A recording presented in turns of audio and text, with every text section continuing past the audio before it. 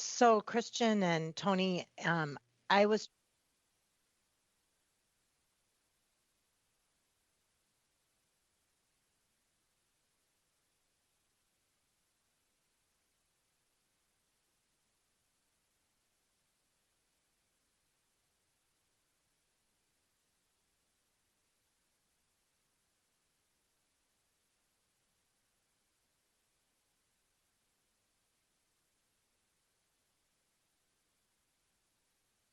and Mitra, we're gonna for the Pride resolution, we're gonna Ms. Newburn's gonna kick it off. Thanks.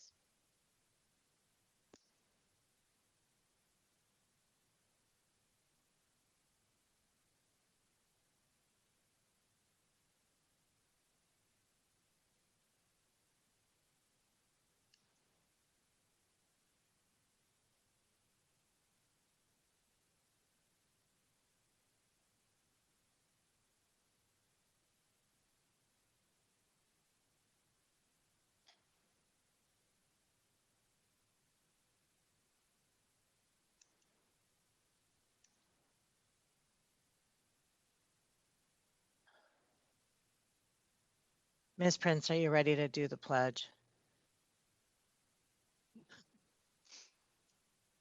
I mean, you got to unmute first. I should never wear a scarf. That is that thing that gives me away. She's got her scarf on. Yeah, I should just have a schedule for this. Yeah, I'm trying to quick get people. The new format is kind of, it's nice. I mean, nice. it's a little confusing. Just to do something new, but we'll encourage people just so you know, when there's a presentation, we're still up on the screen now. So no, don't do anything that you don't want to see on, the screen. But I think it's kind of a nicer layout because you see the presentation and you can still see people's faces and reactions, and also it's easier to track hands up. So, yep.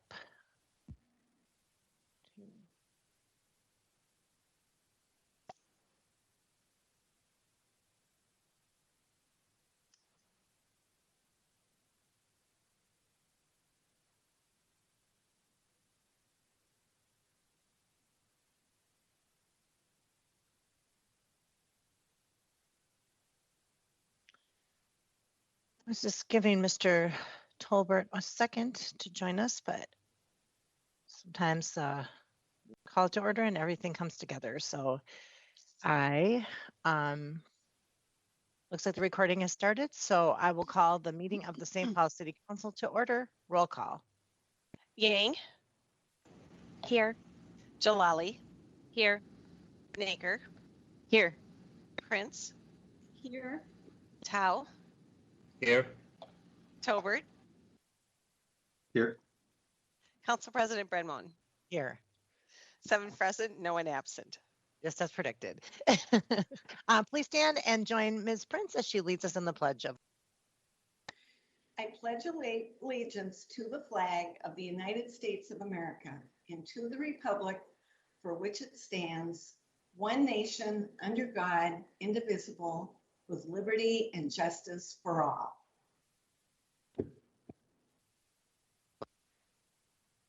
Consent agenda items 3 through 18 are before you for your consideration.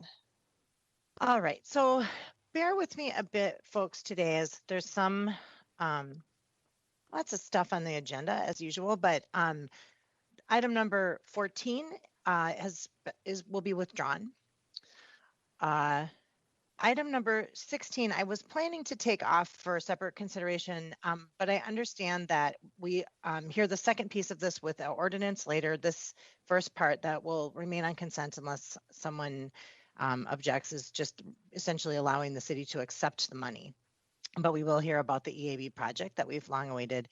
But I will pull item number 17 off consent agenda. Is there anything else that should be taken for separate consideration then? All right, seeing none, Ms. Yang moves the balance of the consent. Roll call. Yang. Aye. Jalali. Aye. Naker. Aye. Prince.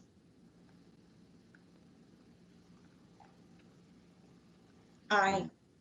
Tao. Aye. Tolbert, Yes. Council President Brenman. Aye. 7 in favor, no one opposed. The consent agenda is adopted as amended. Item 17, Resolution 21-858, approving the appointment of Chris Zhang as the legislative aide in Ward 6. Ms. Yang. Thanks, everyone. I'm really excited to have Chris as my legislative aide. He's done an amazing job so far as well. And want to thank you all for having your legislative aides collaborate so much with him too. So I'm really excited to get this through and officially get him appointed as my legislative aide.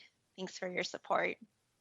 Great. And earlier this morning, I just said these are the kind of things that we need to just stop and celebrate because it's wonderful to have a talented individual like Chris joining us here at the council and supporting Ward 6. So I am going to support this motion, but also just appreciate the opportunity as we're not together and I'm not able to shake hands and meet people the way that we normally would, that it's just really nice to take a pause and welcome Mr. Zhang to our crew. So I am supportive. Any other discussion on the motion from Ms. Yang?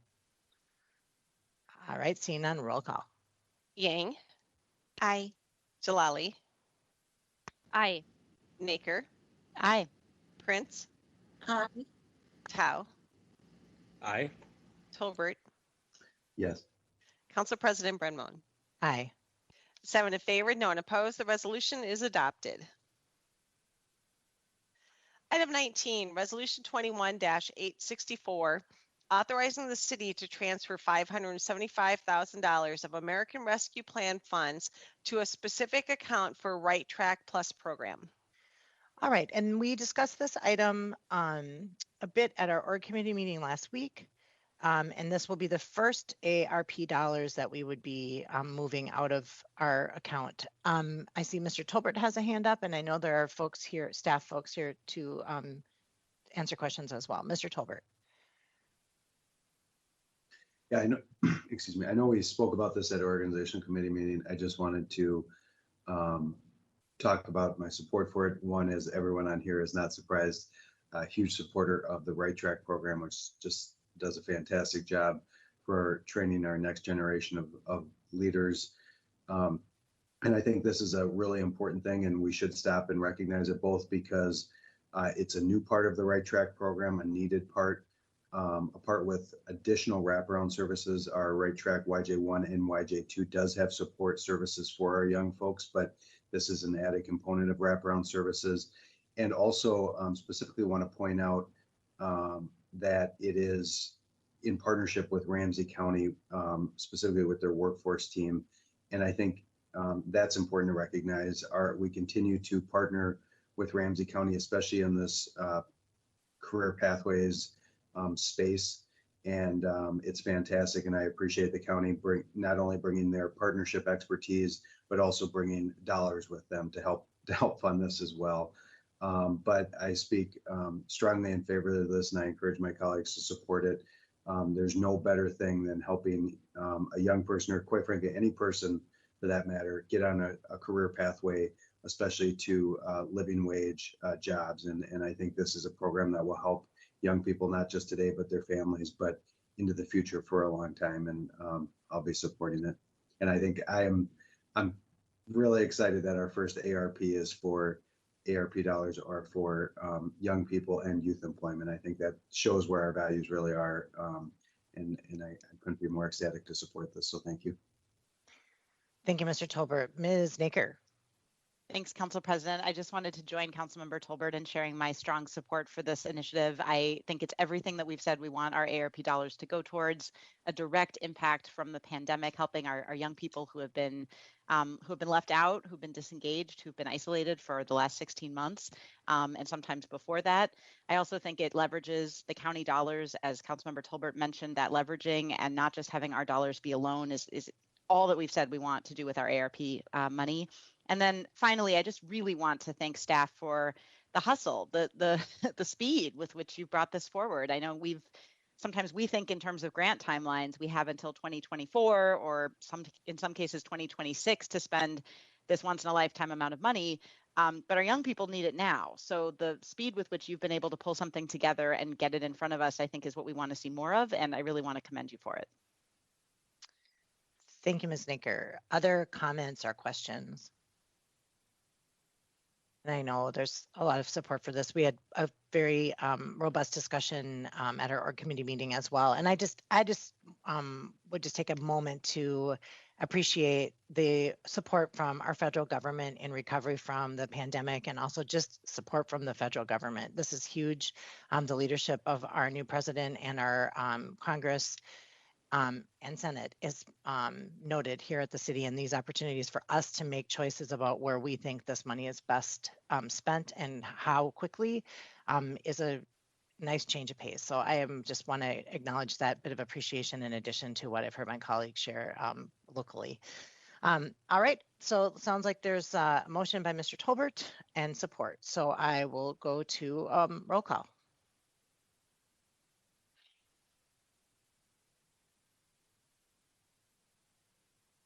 Sorry, I was on mute. Yang. Aye.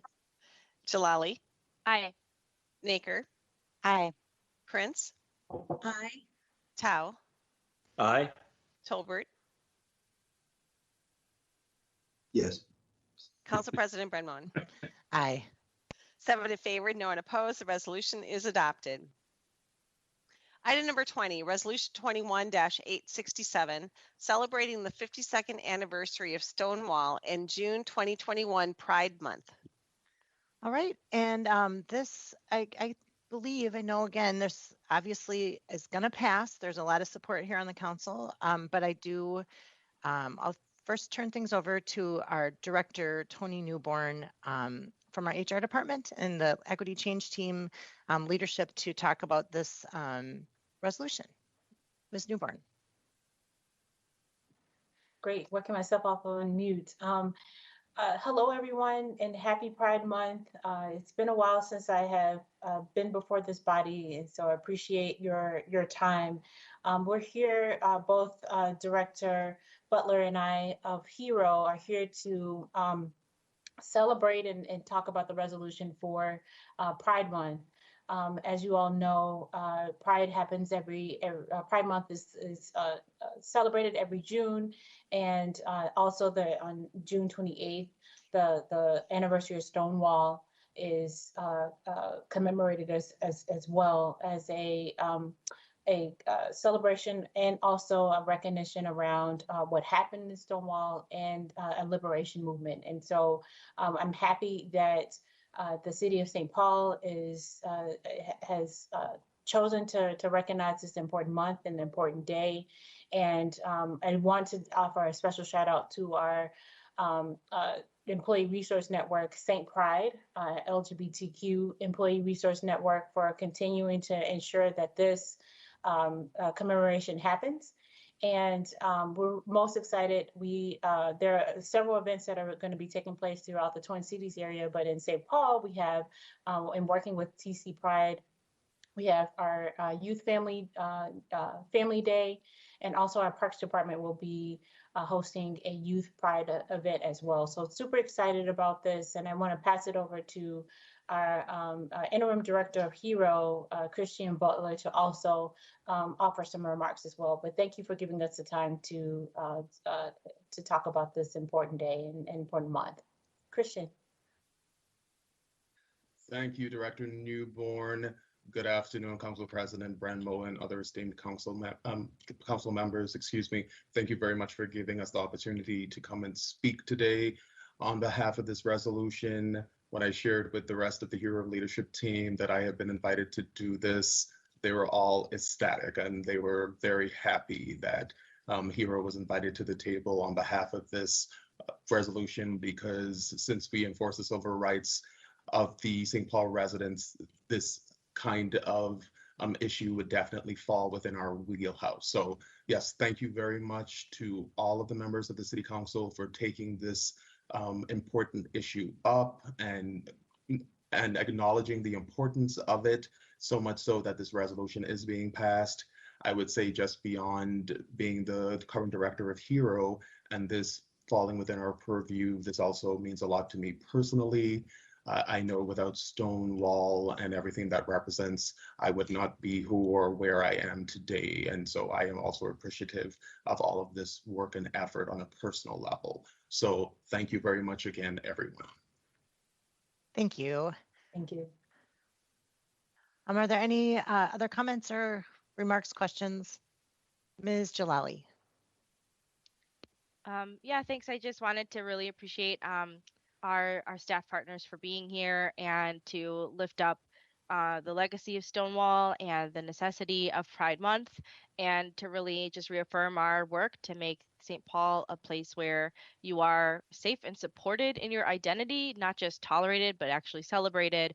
And that goes to all of our trans and queer and gender nonconforming, non-binary, LGBTQIA, all of the people in our vast, diverse community. So thank you for coming here to acknowledge that, and I'm proud to support this resolution and move it forward.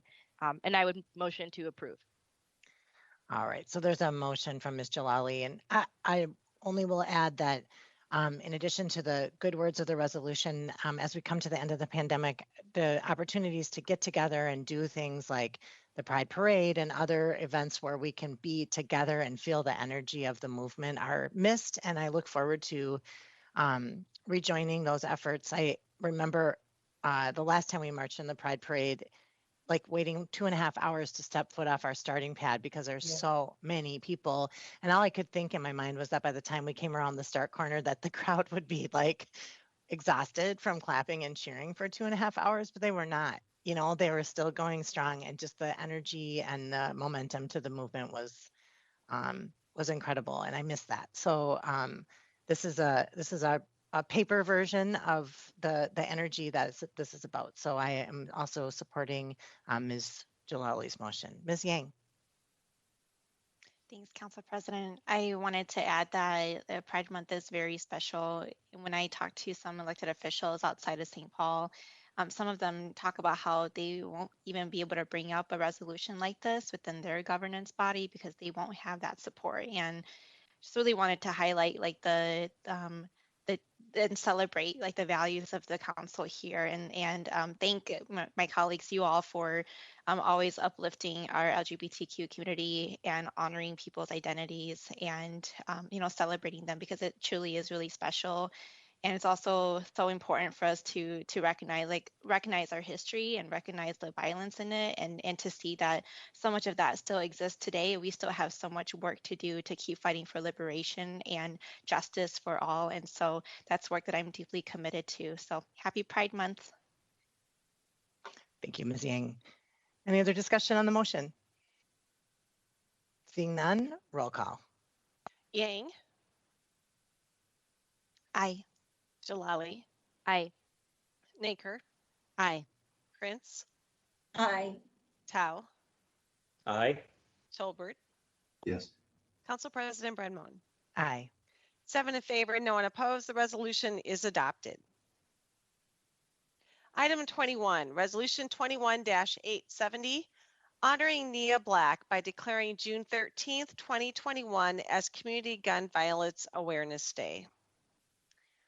And this item is one that I've brought forward this spring. This spring, we had a very compelling community impact statement regarding a renewal request for a liquor license at the Lamplighter Lounge at Rice and Larpenteur. And during the conversation, we heard about the senseless shooting death of Nia Black at this location. We continue to work hand in hand with LaTanya Black, who's Nia's mom. And one promise we made to her was that we would honor and remember Nia by declaring Community Gun Violence Day in honor of her senseless death a year ago now on June 13th. And so if it is all right with the council, I would like to read parts of this resolution before us to honor Nia and to declare June 13th as Community Gun Violence Awareness Day. Whereas Nia Black, born on March 5th, 1997, was an Aveda alumnus, business owner, and a valued member of the Northeast Minneapolis Arts Association, founder and owner of Brooklyn Black LLC and Project Brooklyn, Nia highlighted the talent of local Twin Cities artists, served for an outlet for beauty industry professionals, and had the vision to take models nationwide. And whereas on June 13th, 2020, 23-year-old Nia Black was at a St. Paul bar where over 60 gunshots were directed at patrons in the parking lot. Nia was tragically shot and killed. Nia would now be celebrating her 24th birthday. Whereas Black Americans are over 10 times more likely to be murdered by firearms than their white counterparts, and whereas the trauma of community gun violence extends beyond those who are directly injured by shootings to those in the community who are exposed indirectly as witnesses, those indirectly and directly impacted by community gun violence experience with lasting effects on health and well-being. And whereas St. Paul has seen an increase in gun violence with over 220 people shot in 2020, including 28 fatalities and 63 people shot through May 21st, 2021. And whereas to help honor Nia Black, as well as the 27 other people whose lives were cut short by gun violence in St. Paul in 2020, the countless survivors who are injured by gun violence, Nia's mother, Latanya Black, founded Mothers Against Community Gun Violence, MACGV, a national organization to fight community gun violence and support families affected by and living with the loss of a loved one through homicide. And whereas MACGV will conduct their second annual community peace walk in St. Paul, calling on community members to place "Not on My Block" signs in their windows and yards, symbolizing the value of human life and that they are a community member invested in their neighborhood safety, community keepers. Whereas the St. Paul City Council recognizes the life and contributions of Nia Black and stands with the Mothers Against Community Gun Violence in their mission to reduce community gun violence deaths and injuries, and by bringing awareness to community gun violence in communities of color, both here in Minnesota as well as nationally. Now, therefore, be it resolved that the City of St. Paul encourages all citizens to support proactive and reactive efforts to curb and stop the tragic events of community gun violence, to honor and value human life. And be it further resolved that the St. Paul City Council declares Sunday, June 13th, 2021 as Community Gun Violence Awareness Day, honoring Nia Black. And I would also just invite folks, this mentioned in the resolution, the second annual Community Peace Walk will have registration beginning at 11 o'clock near Rice Street Library at the Fritz Park on Rice Street, and we'll march up to Rice and Larpenteur in honor of Nia beginning at 12 o'clock. And you're certainly invited to join us. I know that there's shared concern and investments and initiatives to this end, and we will continue to partner with Latanya and Mothers Against Community Gun Violence and other advocates who are doing this important work. And I'm just so sorry that we have to remember Nia in this way. So I would move this resolution. Any discussion? Ms. Yang. Thanks. I feel like this is so special for Nia's family. I can only imagine how they're feeling right now. And my brother was a survivor of gun violence, and when I think about like what this day means, it means a lot, and it's not just for Nia, but all the people who have lost their lives to gun violence, and really shows like the need for us to stop the gun violence and to think deeper about how we can get to the root causes of that. And I feel really good about our work on the council here, deeply getting to that every single day and inching toward that as we keep making deep investments in community safety for all. And so just really honoring the life of Nia Black, and thanks for putting forward the resolution here. Thank you.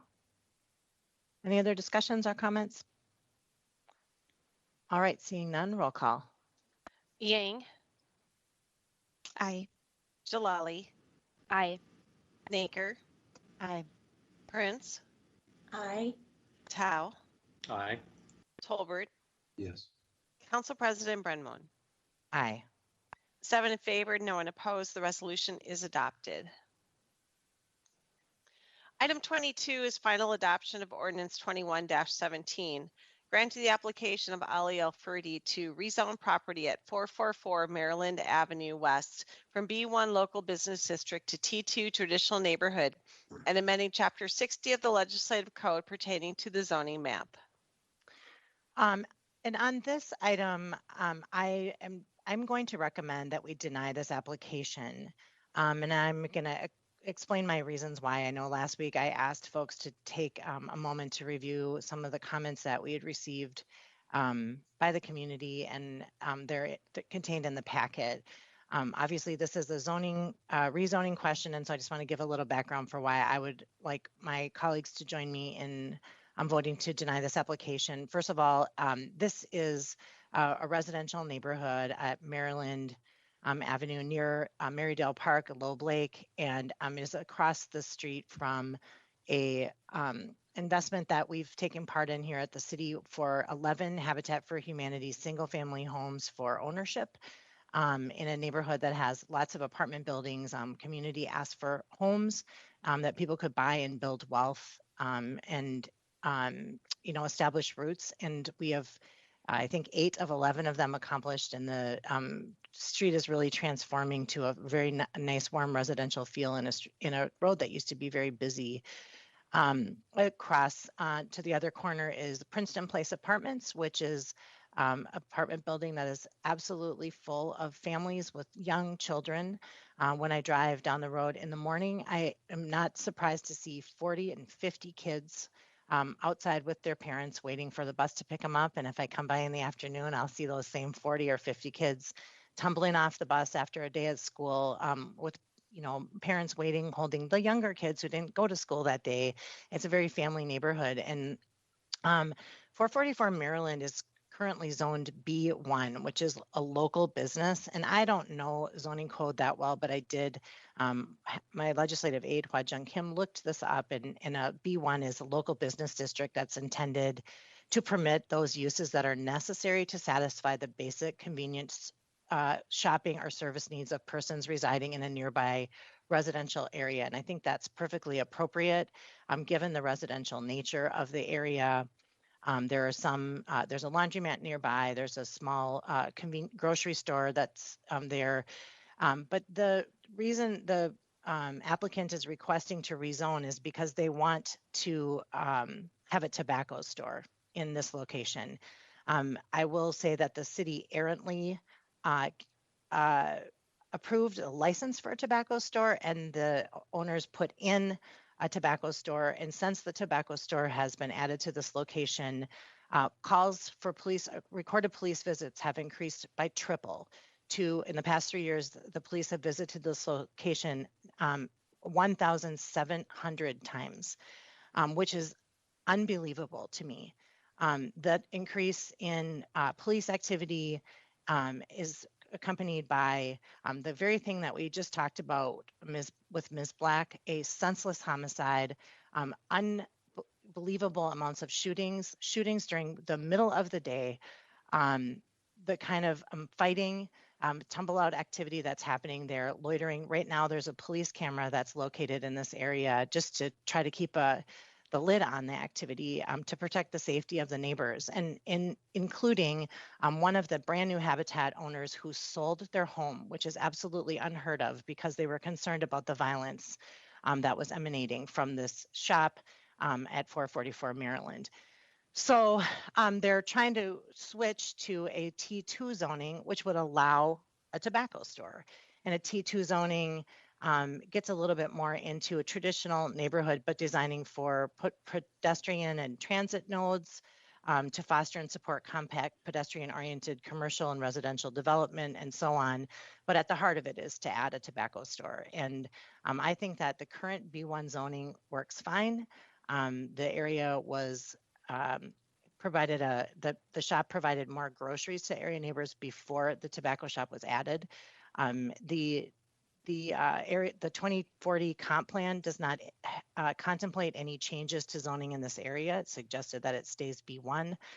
The North End Neighborhood Association's recent small area plan also keeps this as a B1. So I believe it is fine the way it is and does not need to be changed to accommodate any service changes in this area. So I would move to deny this application, and also just say that I found it offensive that the applicant said that the neighborhood comments had to do with policing and enforcement issues for noise and loitering, really minimizing the problems and challenges that the community have faced there, that are far beyond noise and loitering. It's, 8 gunshots down the street in broad daylight with little children across the street. So this is serious. I am not supportive of this change, and I hope that my colleagues can join me in denying this appeal. Any discussion on that recommendation? Ms. Yang. Thanks. I wanted to share that I do support your motion. As you all know, I had something really similar to this in my ward as well. I feel we all do actually, like whenever we have our briefings with DSI, we have at least one business that is similar to this. And oftentimes it feels like when we hear from the businesses, they act as if they don't really know why all of these activities are happening, but the truth is they do. And so to hear from your constituents and even people who don't live in Ward 5, it was really moving and really conveyed to us like their lived experiences and how important it is for us to support your motion. So I want to say thanks for giving us such a deep dive into what is really happening here. Really appreciate it. Thank you very much. Any other discussion on the motion? All right, so there's a motion to deny the appeal. Roll call. Yang. Application, sorry, deny the application. Yang. Aye. Jalali. Aye. Naker. Aye. Prince. Aye. Tao. Aye. Tolbert. Yes. Council President Brenmoen. Aye. 7 in favor, no one opposed. The motion for the application is denied, and therefore the ordinance fails. Item 23, ordinance 21-18 is also final adoption, granting the application of Stonewood Investments LLC rezone property at 300 Banfield Street, 149-155 Dowsman Street, rezone from B2 community business to RM2 medium density multiple family residential, and amending chapter 60 of the legislative code pertaining to the zoning map. Ms. Naker. I move approval. All right, this is before us for final adoption. Ms. Naker moves approval. Any discussion on that motion? Seeing none, roll call. Yang. Aye. Jalali. Aye. Naker. Aye. Prince. Aye. Tao. Aye. Tolbert. Yes. Council President Brenmoen. Aye. 7 in favor, no one opposed. The ordinance is adopted. Item 24 is a first reading of ordinance 21-19, granting the application of Pillay Builders LLC to rezone property at 385 Topping Street, rezoning from B1 local business to T2 traditional neighborhood, and amending chapter 60 of the legislative code pertaining to the zoning map. All right, and did we, Mr. Todd, do we need a staff report on this item?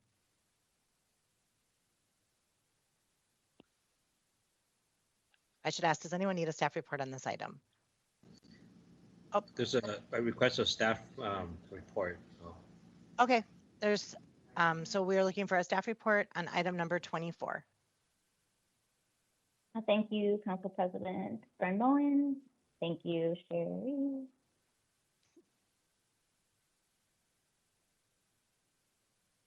And let me know when you can see my screen and if you can hear me. Yep, we can hear you and we can see your screen. Great. So this is the rezoning of 385 Topping Street. This is what the site looks like. It's vacant currently, and it's surrounded by single-family homes. And to the west, this is a pallet recycling center. And so the zoning around it is all RT1, and then right here to the west is the I1. So a little bit about the history of the site. It was rezoned in 1975 to B1 when the city overhauled its zoning code. The previous owner, Xcel Energy, received a demolition permit in 2009 to remove a small chain link fence and a small concrete structure. And since 2009, the site has remained vacant. The applicant, Pillay Builders, is proposing to build some type of housing on the site, and residential uses, strictly residential uses, are not allowed in the B1 district. For public comment, District 6, Nino submitted a letter supporting the rezoning on May 4th, and there was a neighbor who was directly north of the site who submitted a comment opposing the rezoning from T2 to B1, concerned about the ability to do businesses in the T2. So findings, the applicant is to rezone the property to T2 to allow some type of housing. The current zoning is B1 and does not allow that. The proposed zoning is consistent with the way the area is developed. The area is a mix of low density residential and industrial uses along Western Avenue. Topping Street is also a mix of industrial and low density residential uses, and the T2 zoning would provide some of that transition by allowing as a zoning district both housing, but also some limited commercial and production activities. The zoning is also consistent with the comprehensive plan. So this site in the future land use map is identified as industrial. So while the applicant is considering housing, the T2 zoning district allows for some of that limited production and processing uses, but also residential uses. So that is consistent with the 2040 comp plan. And the proposed zoning is compatible with surrounding residential uses. So the lot to the west is industrial use and the rest of the site is surrounded by single family homes. The proposed residential use would provide that nice transition at the corner of Topping and Western. It has more residential uses to the north. Court have determined that spot zoning is illegal. This is not spot zoning again because the T2 here provides that nice transition. And the Planning Commission recommended at their May 14th meeting approval of this rezoning from B1 local business to T2 traditional neighborhood. And that concludes my presentation. So I can take any questions. Thank you. Are there any questions for Ms. Mohan? Ms. Prince? Ms. Moen, when I looked at the letter from the neighbor who's opposing the T2 rezoning, she did bring up the issue that RT1 might be a more appropriate choice, and I just wondered if that was considered. So one of the challenges of this site is that the future land use map, the comp plan identifies it as industrial. So strictly from a rezoning perspective, choosing RT1 would be hard to make the comp plan finding. So the T2 sort of allows both that housing and the industrial use, even though the applicant is most likely just going to do housing. It gives them more flexibility in what they will propose and a little bit more flexibility in design. Also, the B1 currently allows some of those uses. So I think the T2 just provides more options. Thank you. Are there any other questions? All right. Mr. Tao. Thank you, Council President. Thank you, Ms. Mohan, for the report. I'm going to support this application, and I like that there's T2 and Ms. Mohan mentioned it as flexibility for this in the future. And we all, we need more housing. And if somebody wants to build housing in this area, this is ideal. It's close to the bike trail. It's close to the Moncton Market. It's close to the highway. It's close to several good schools in the area. So I'll move forward and support the application. All right. So this, on this item would be laid over for 1 week for the public hearing. All right. Yes, the ordinance is laid over to June 16th for second reading. Okay. Item 25, first reading of ordinance 21-22, placing the classification titled Lead Victim Witness Coordinator in the unclassified service pursuant to section 12.03.2H of the charter. And I don't have a staff report on this item, but I did get a quick summary of what this is. It's basically codifying this appropriately for the city attorney's office. Do folks have questions? I'm trying to look into my inbox to find the,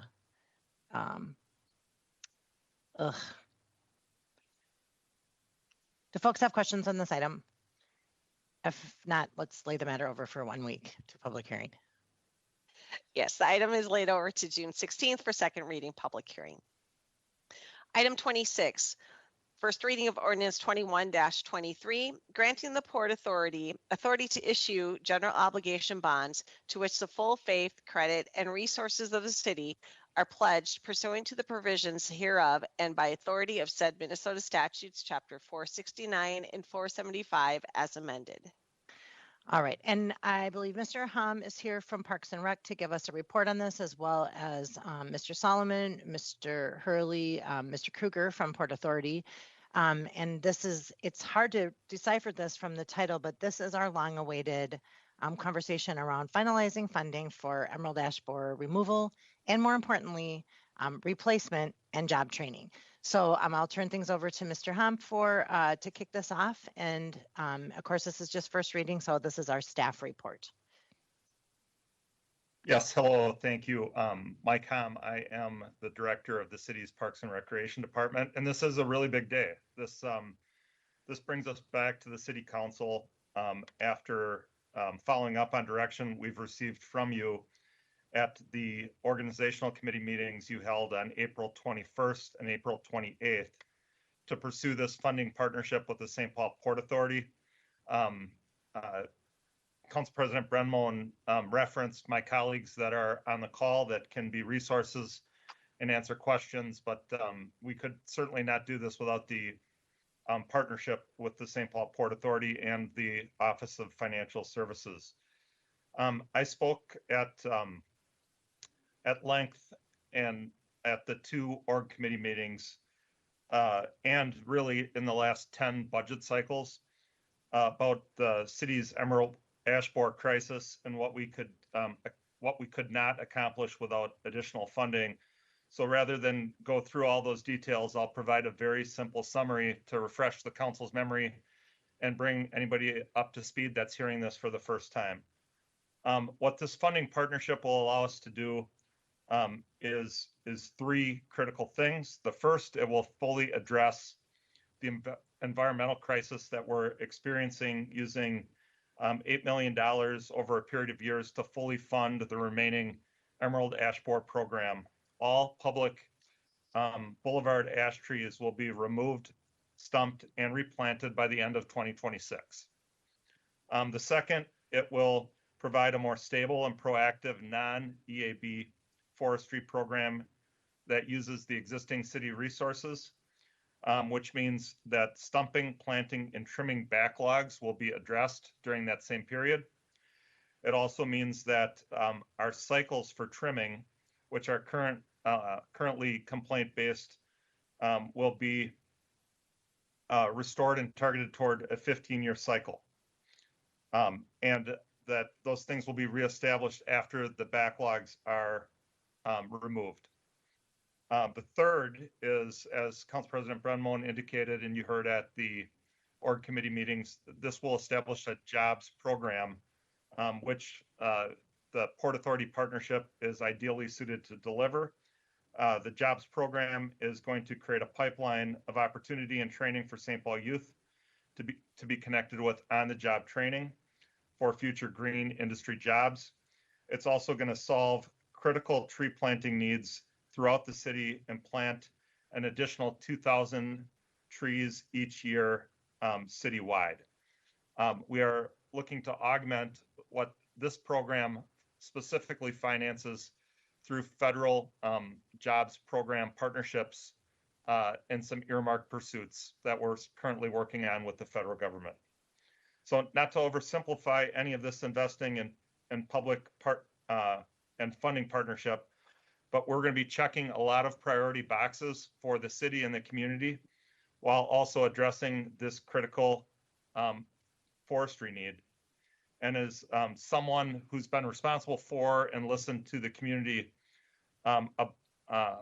and working with our forestry professionals over the last dozen years, this really addresses the crisis that our community has for our urban tree canopy, and we'll do it over the next 4 years. So I'm excited about finally delivering on this partnership. I do want to recognize that we have 7 sponsors for both this item and the parallel item, I think item 16 that the council acted as part of its consent agenda. So digging into the details here has been very helpful to gain clear understanding and support. So in terms of what happens next, unless there's any further questions, what the community and the council will see is the 2 additional readings of this ordinance and hopefully adoption by the end of this month. It will then start seeing sequencing of equipment purchasing and hiring that will allow us to get ready for enacting this work next year. It will also allow us to start working with Hero and HR on the contracting needs in addition to the staffing needs that are necessary for us to get ready for this work. And then we will be immediately adjusting all of our work plans for our forestry unit to account for this new investment. So I could not be more happy to be able to provide this report, and I will wrap up there unless there's any questions. Thank you, Mr. Hum. I see a hand up by Ms. Naker. Thanks, Council President. Not a question, but just a comment to follow up on Director Hum's wonderful presentation. I agree, it is such a big day.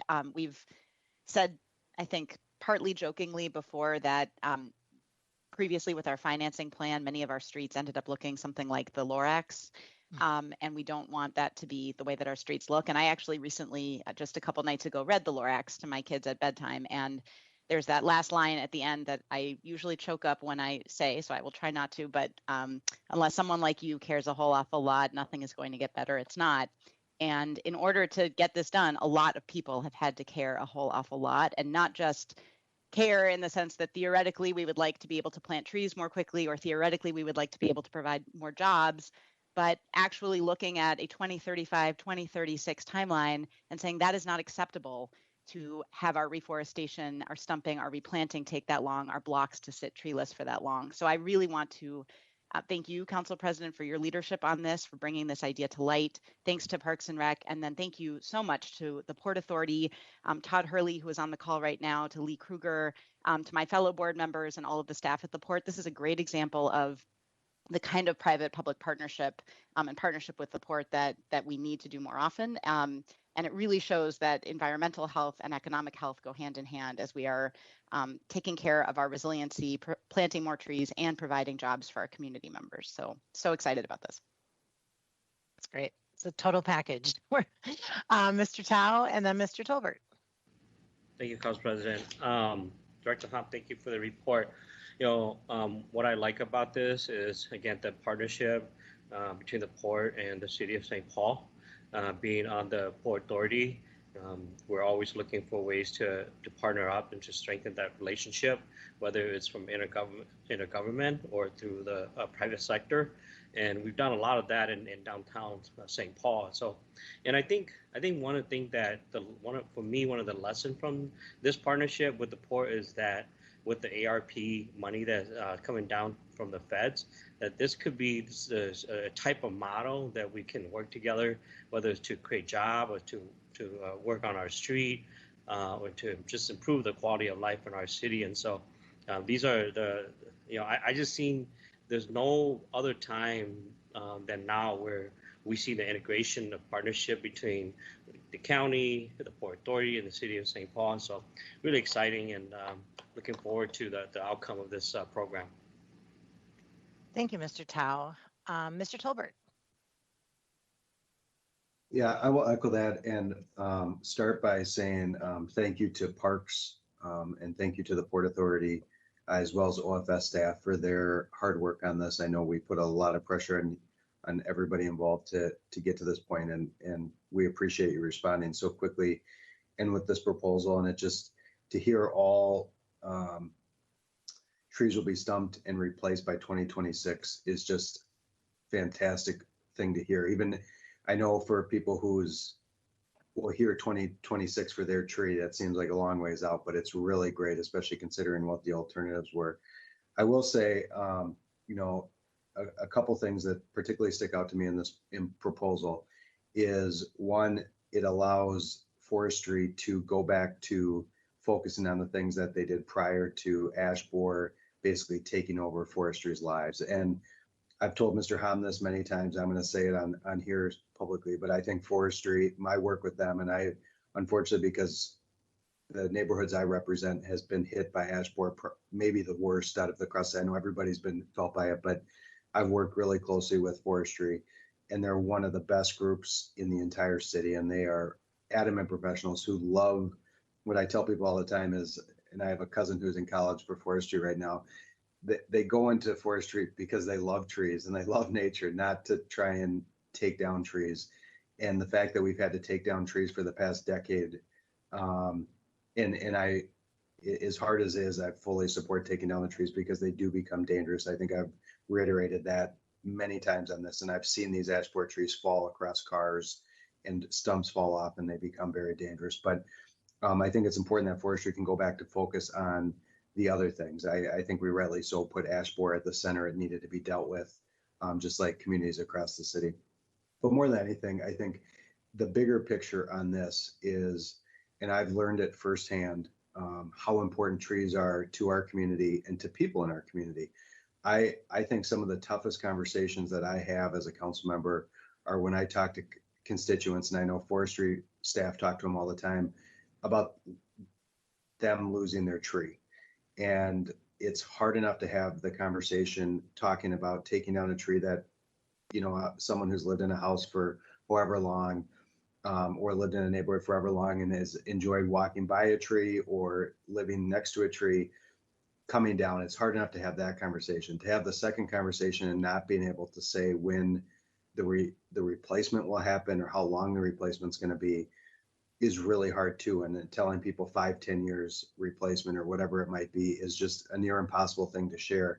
And I say this as someone who always came to the conversation with a person who lives on a block that lost all the pretty much all the trees on our boulevard 5 years ago because of ash borer, and they needed to come down. They were dangerous trees, but we have lived in a basically treeless block for the last 5 years. And on a day like today, when the sun is beating down, it makes even a bigger difference. It's so hot to just be out on your street, be out on the sidewalk.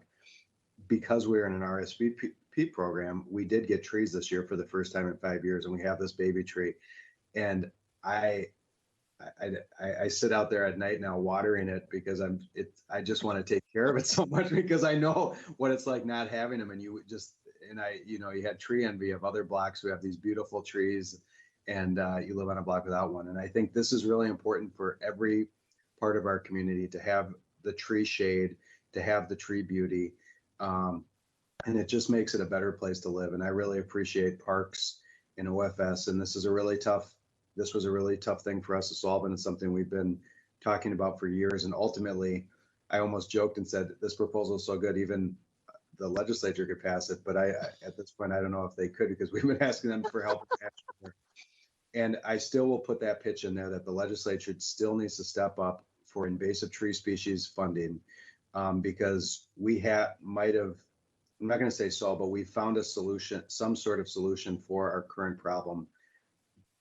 But not every community across the state can do that. And we know that the ash borer issue is even deeper than what we'll be addressing, because there are a lot on private properties as well. Anyways, with that being said, I just want to thank everybody, and I will be enthusiastically supporting this as we go forward. And I know my neighbors, as this information gets out to them, are going to be very excited about it and pleased that we have better timelines for removal, replacement, and replanting. So thank you. Thank you, Mr. Tolbert. Did I see Ms. Prince? Did you have a hand up?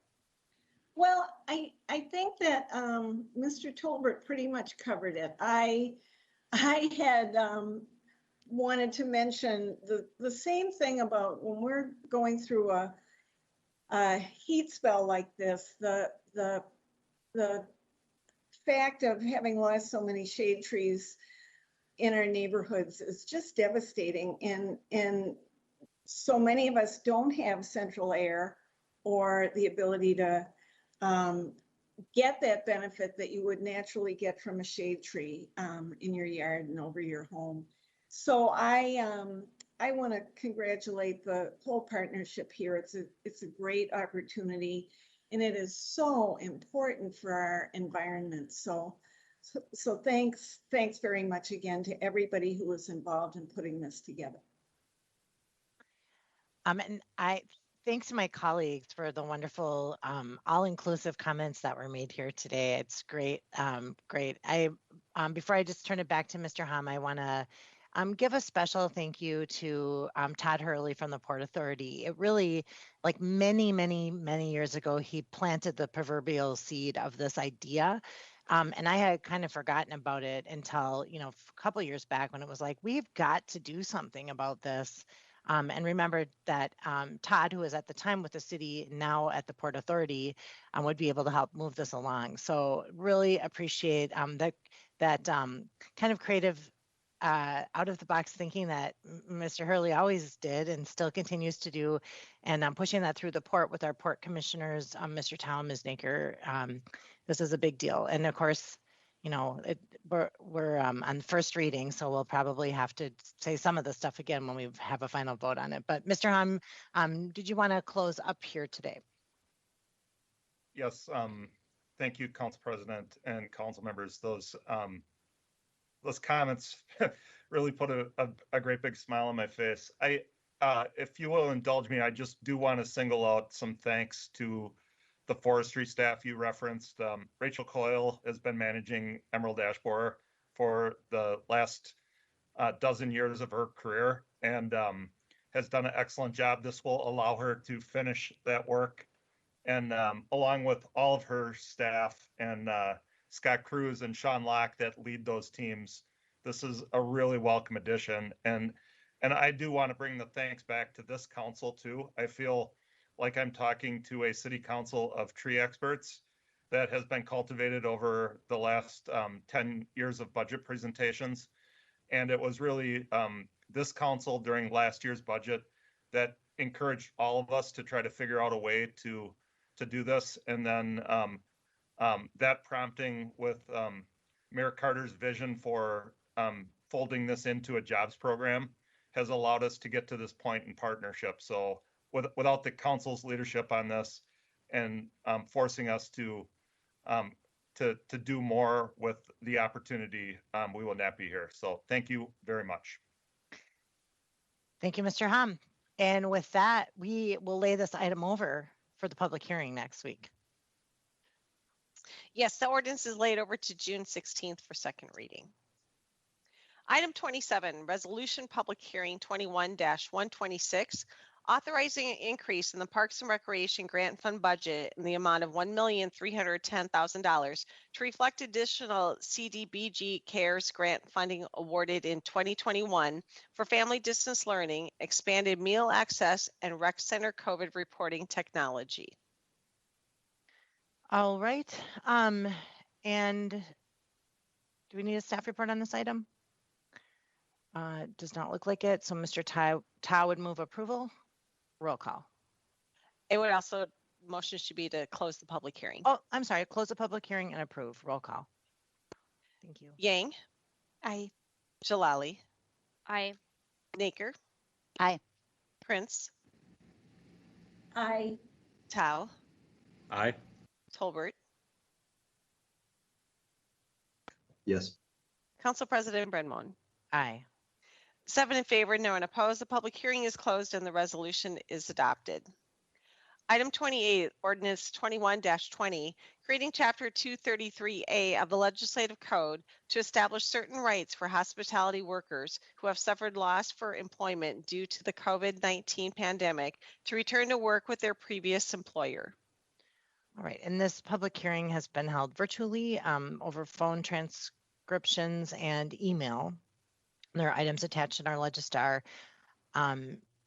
Any other thoughts before we lay the matter over, or before we close the public hearing and lay over for a week for a final vote?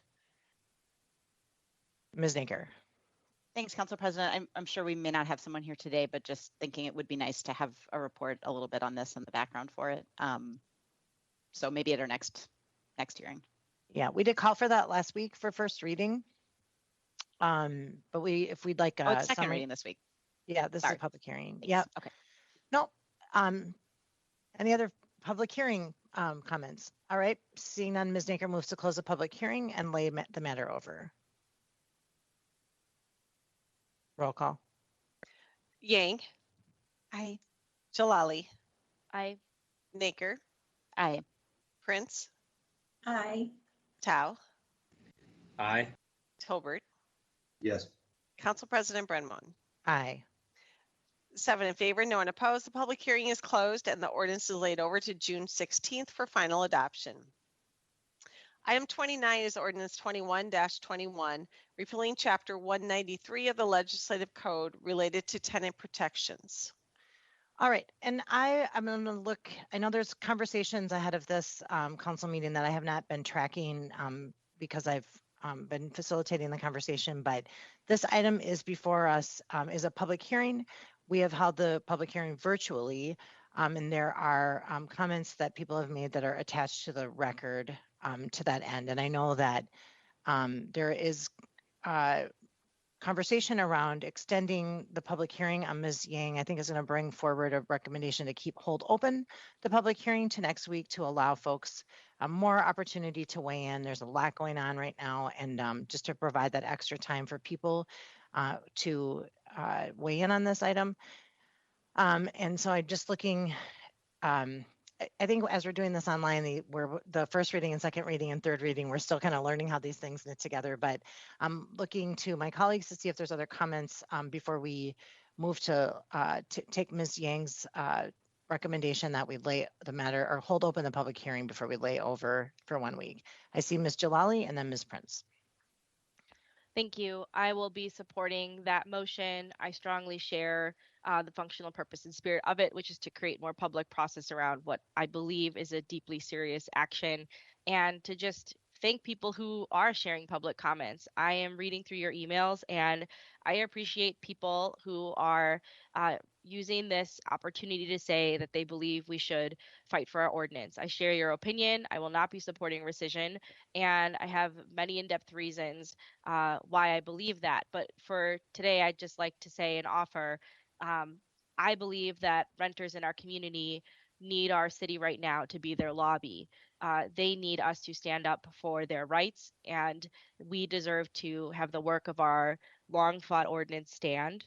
And I welcome more time for people to give public input to what I think is a very serious action.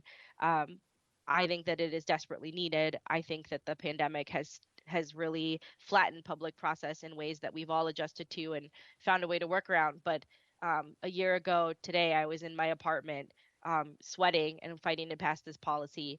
And I just, I share the discouragement of many people who see the action before us being considered today. I am actively looking for a way forward to uphold our city's commitment to fair housing. And I believe that instead of letting this virtual public hearing pass by as a one-off without comment, that it deserves to get talked about, that the seriousness of it deserves to be brought to light. And I strongly support keeping the public hearing open just to allow more time for folks to be able to weigh in and share their thoughts with us. I don't feel that we have explored thoroughly with the community what this could mean, and I appreciate the chance to do that with additional time. Thank you, Ms. Jalali. Ms. Prince. Yeah, I feel very strongly that it's a really good idea to continue the public hearing. I believe there's a tremendous amount of confusion and concern in the community among renters and advocates. But I also feel like there's a certain level of confusion and concern among all of us. I had intended to ask a number of questions about why we are taking this action so that there would be greater understanding for people watching this meeting why we're doing what we're doing today. And I was advised by the city attorney that I shouldn't ask the questions that I was going to ask at a public meeting. So that is extremely disappointing. Conversely, I think what I would like to have, and I will move this if that would be appropriate, that the administration attends our next meeting and expresses its and gives us rationale for how we should move forward on this. This is, we've been in touch with the city attorney, but I don't think we've heard from the Office of Financial Empowerment. We haven't heard from the mayor. We haven't heard from our housing staff.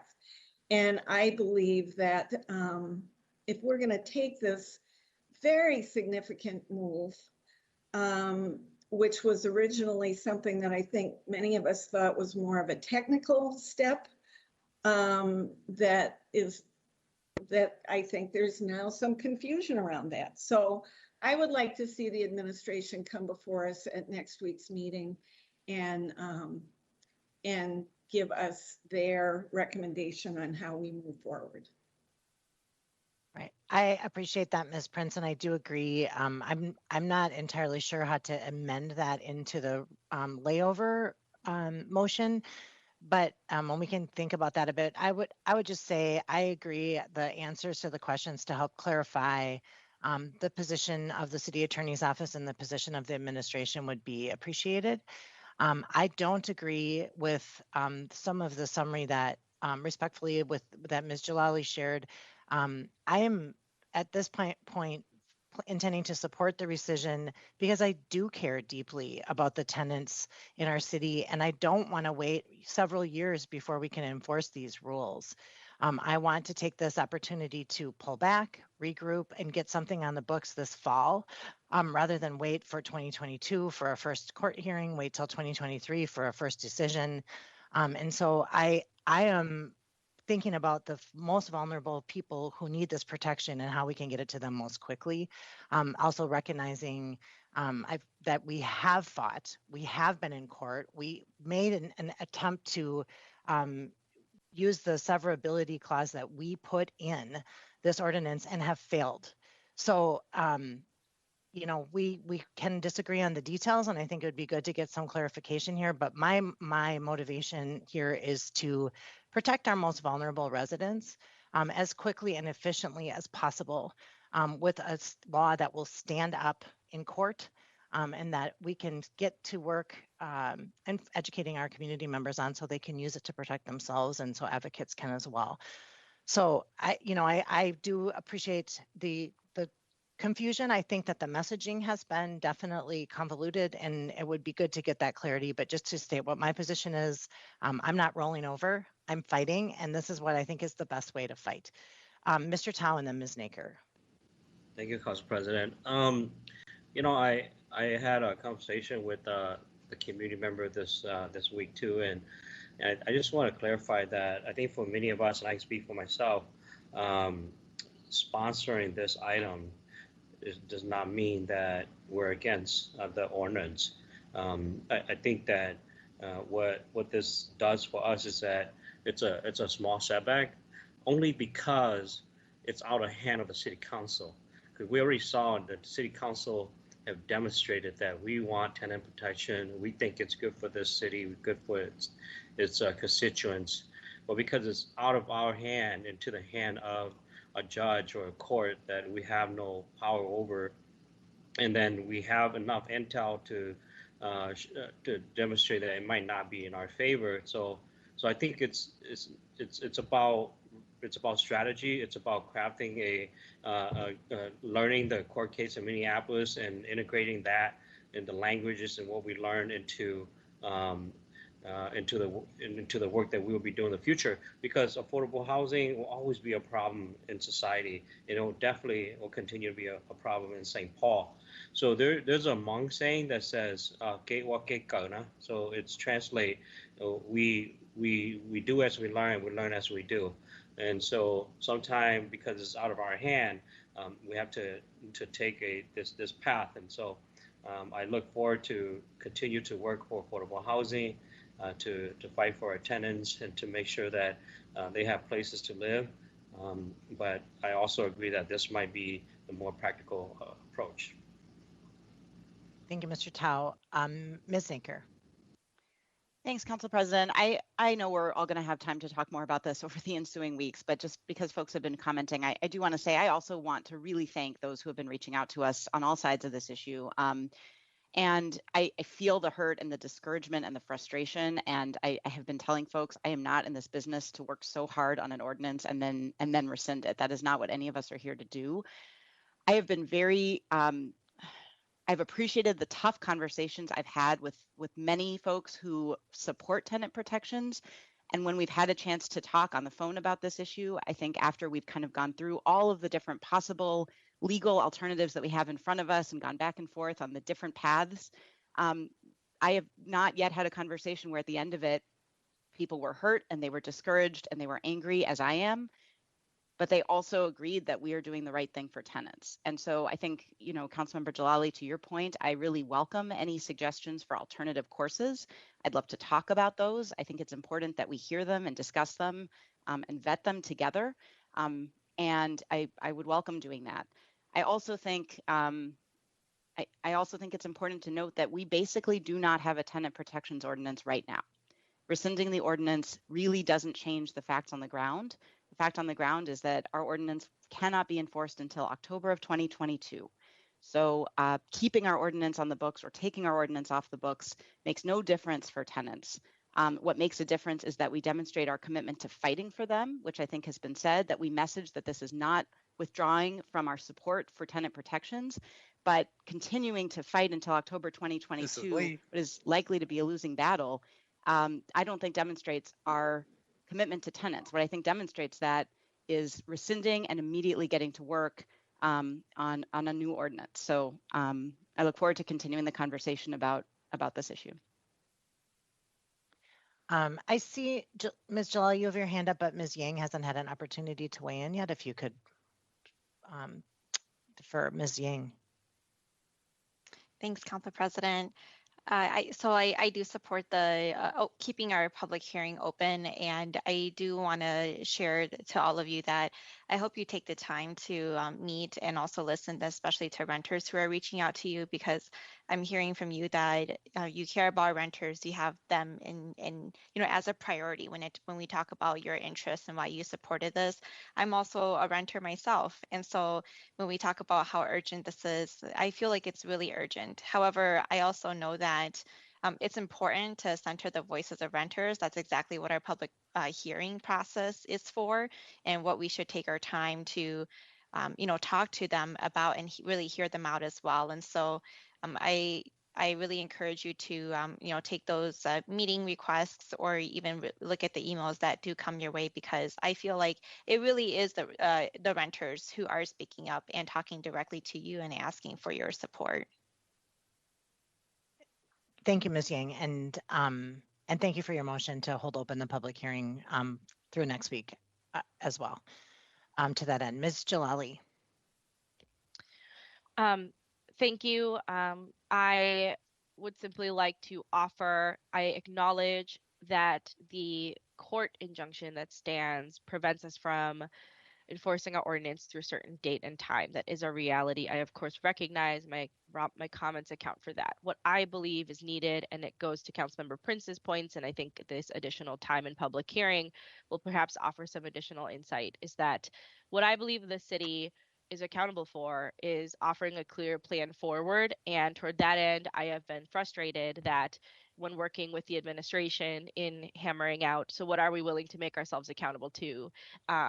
There is still not the level of clarity I believe our community deserves, and that contributes to the lack of public messaging that makes sense. I think that is the bare minimum we owe our community. I would support more public reports at the next meeting to be able to speak to that. And no matter what, I know that we're all going to be in this effort and working on whatever the next stage of the policy battle holds. So toward that end, I actually think the time is now to name those commitments and to be clear about how we're building on the hard work that has already happened. And I have found that lacking in this conversation so far. I would like us to get to that place within the next several days heading into this important action. So I simply want to offer that as something I think that needs to be shared. And with that, I won't speak anymore. Thank you. Thank you. So there's a motion to hold open the public hearing and lay the matter over for 1 week. Any further discussion on that motion? That's from Ms. Yang. Seeing none, roll call. Yang. Aye. Jalali. Aye. Naker. Aye.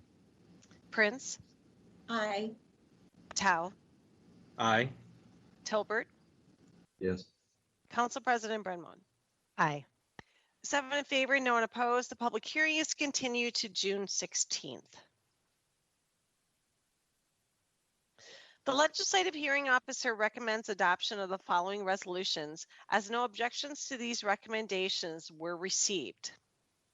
Item 30, RLH VBR 21-24, 1764 Bush Avenue. Item 34, RLH VO 21-30, 1834 Hoyt Avenue East.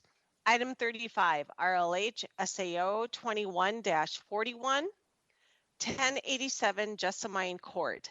And again, the motion is to adopt these items. All right, so moved by Ms. Jalali. Any discussion on that motion? Seeing none, roll call. Yang, Aye. Jalali, Aye. Naker, Aye. Prince, Aye. Tao,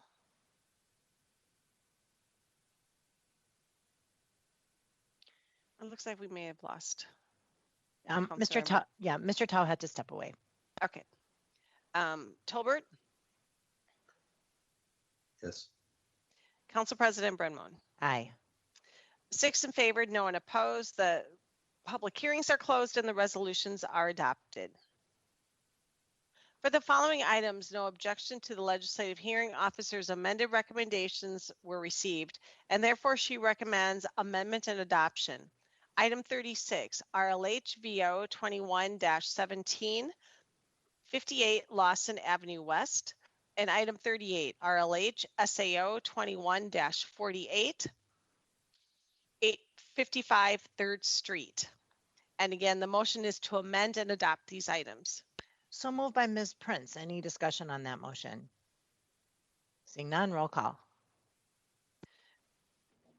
Yang, Aye. Jalali, Aye.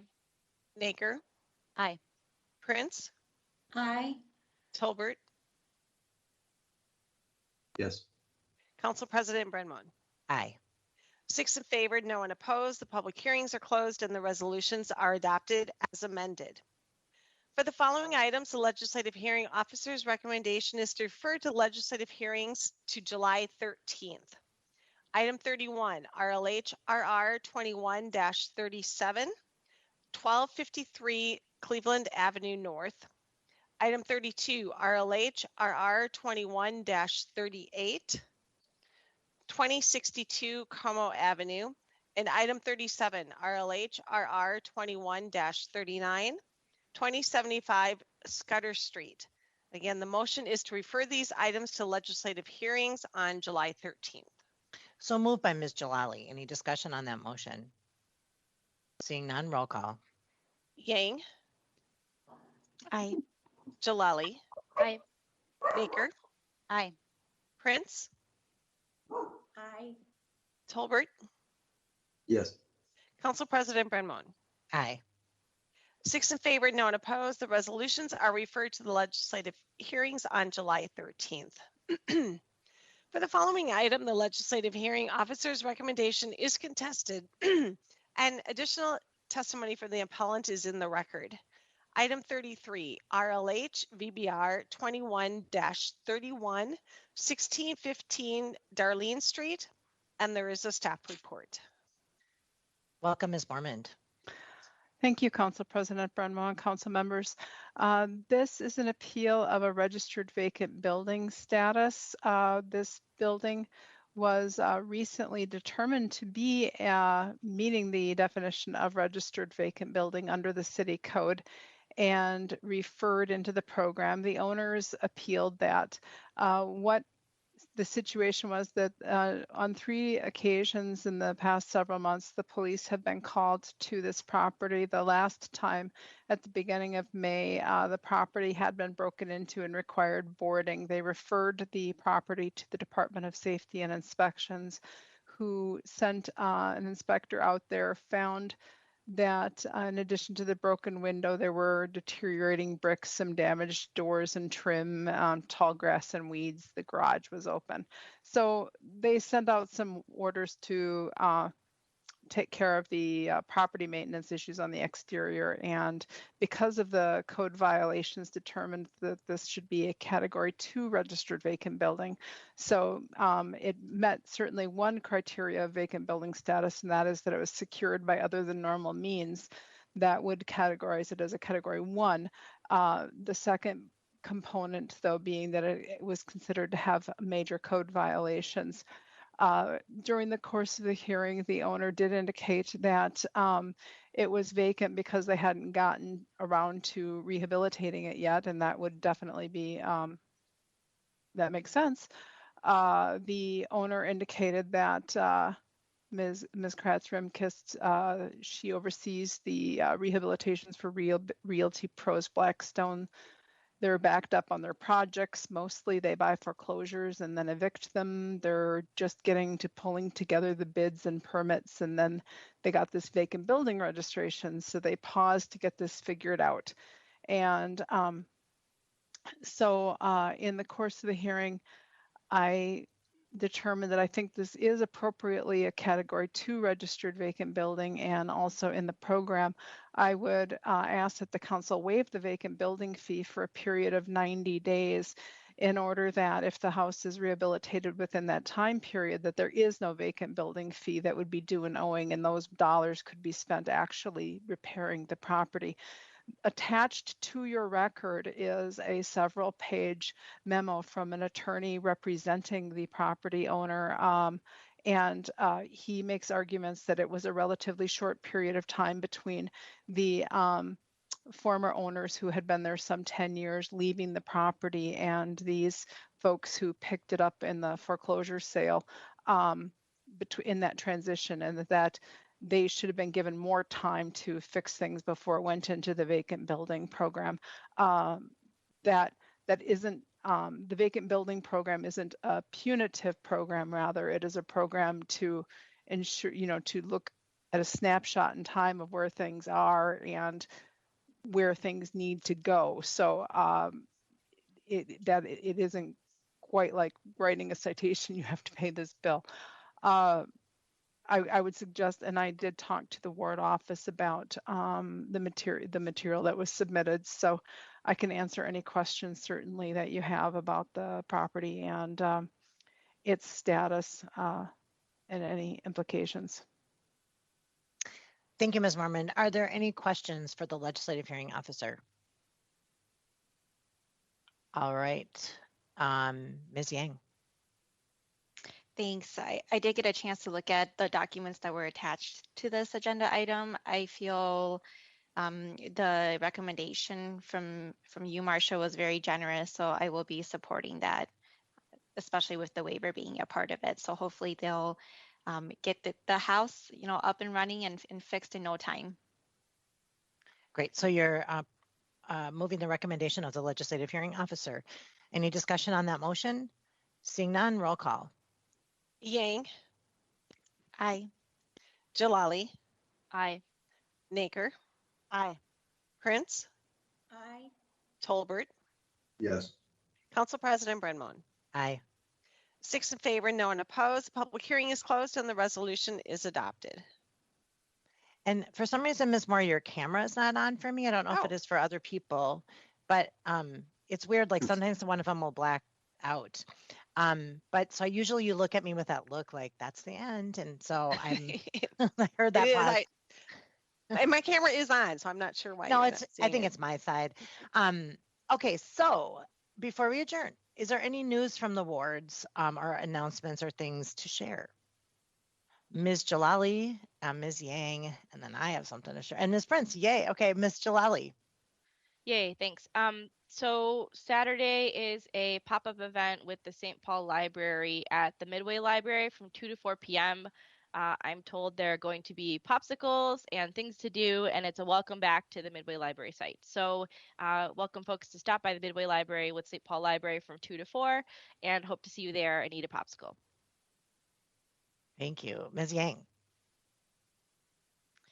I just wanted folks to know that there will be COVID-19 vaccinations available tomorrow, which is June 10th at Hmong American Partnership. It's located on 1075 Arcade Street, and it'll be from 11 a.m. to 5 p.m.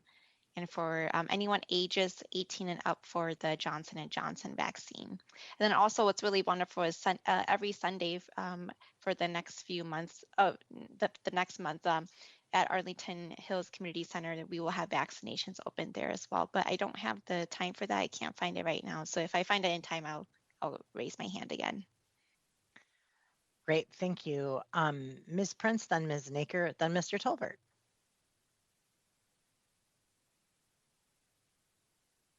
Unmute. There will be a vaccination event at Progressive Baptist Church, which is at Burns Avenue and Highway 61 on June 18th from 2 to 6 p.m. And they will be having sessions to talk about if you have questions about getting a vaccination. There will be a session at the church on June 10th, tomorrow, at 6 p.m., where people who have questions about vaccinations can come and meet with doctors. And there'll be free food and entertainment and a raffle every hour. So take a look at what's going on at Progressive Baptist Church. They have it posted on their Facebook page. And then the other big event in my ward is that the East Side Drop-Off Day is back on Saturday, June 12th from 8 a.m. to 1 p.m. The city will be hosting drop-off days for large and bulky items that you can drop off for a reasonable fee this year, including appliances, electronics, mattresses, and cardboard and paper for shredding. Again, the location is Harding High School. And for more information, send an email to the Southeast Side Community Organization at hello@southeastside.org. In addition, at the drop-off, the Southeast Community Organization will be collecting donations of healthcare items for community distribution that includes diapers of all sizes, baby wipes, women's products, toilet paper, and you can find more information on the City of St. Paul website at citywide drop-off events.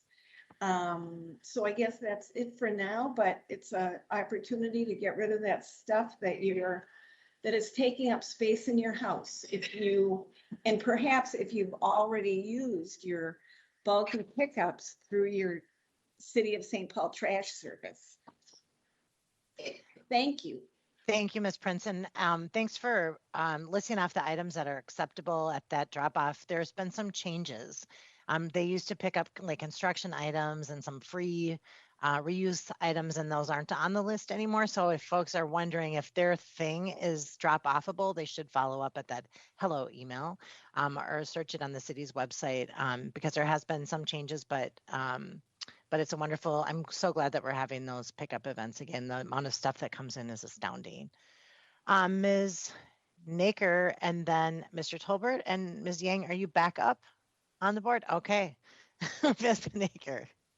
You can tell that things are getting back to normal. We all have good news to share. Thanks, Council President. I just wanted to share, in case people don't remember, every item on our sound level variance docket from the last couple of weeks, that Lower Town Sounds is coming back better than ever for its first opening night tomorrow night. It'll be Thursday nights, 6 p.m. to 9:30 p.m. in downtown's Mears Park. Tomorrow night, Lady Midnight is our feature. So I keep saying that I really feel like we need some sort of ticker tape parade and people kissing in the streets as a welcome back event. And so far, my voice just hasn't really been heard on that. But I think this is the closest that we might get. It's going to be billed as a welcome back to downtown event. So I hope people can stop by tomorrow night. Awesome. I was wondering if that was the Mears Park event when we did the sound level. So that's cool. Mr. Tolbert. Pass. Okay. Ms. Yang and then Ms. Prince again. Thanks. Oh, I no. found my info from earlier. The Okay. Pfizer vaccine is available Sundays in June at the Arlington Hills Community Center, and it's for anyone 12 years and over, and it's from 12 to 4 p.m. Great. Thanks. Thank you. Mr. Tolbert. Sorry about that. I just want to announce some great news that Parks just announced moments ago, and I know they've been working on this for a couple days. But for the second time in the past week, they are opening the pools, some of the pools and swim areas early again. Highland Pool, Phelan Beach will be open Thursday, tomorrow, and Friday from noon to 8 p.m. for open swim only.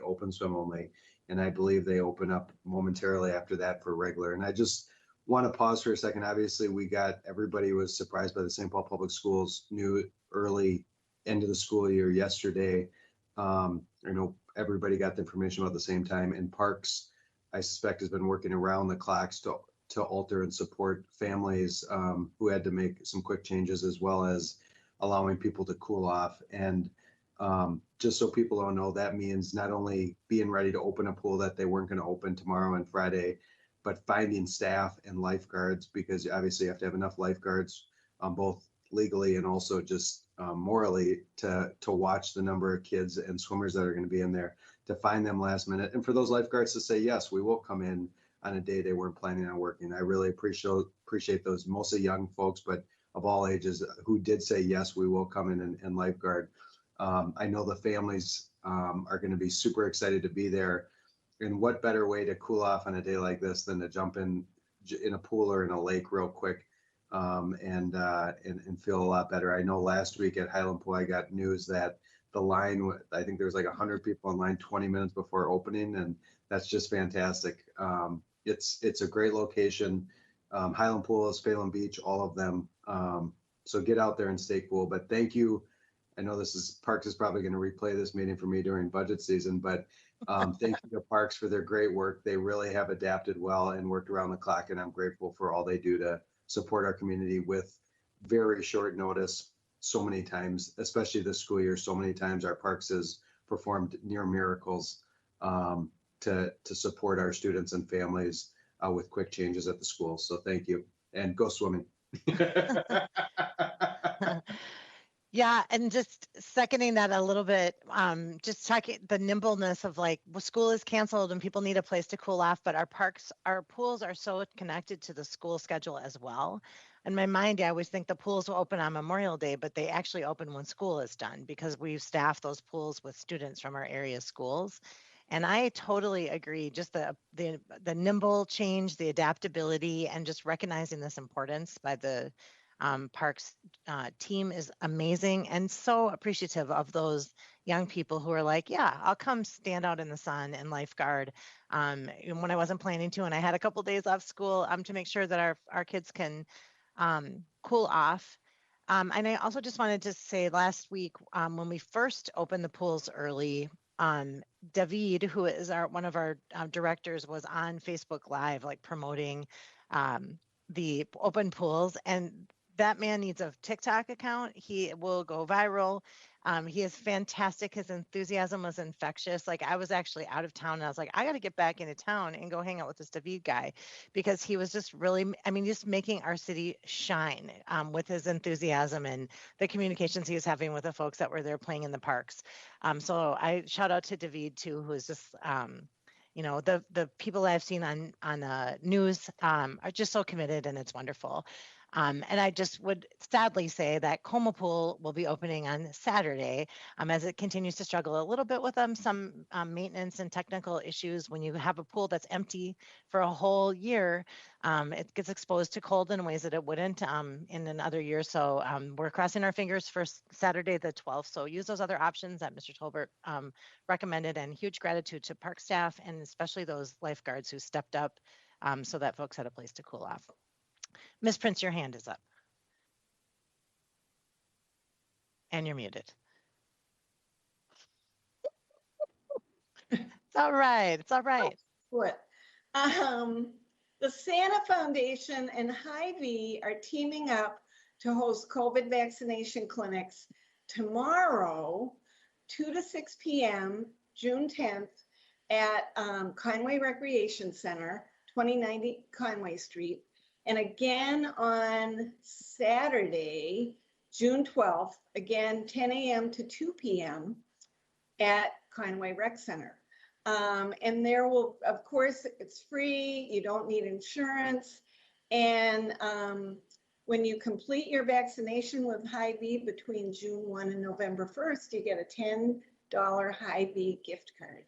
So check out the Santa Foundation, just go to their, you can email them info@thesantafoundation.org to get more information about those vaccination clinics. Great. Key part of getting back to normal is getting vaccinated. So thank you to council members for continuing to beat that drum. We've got to get shots in arms so we can get out and play.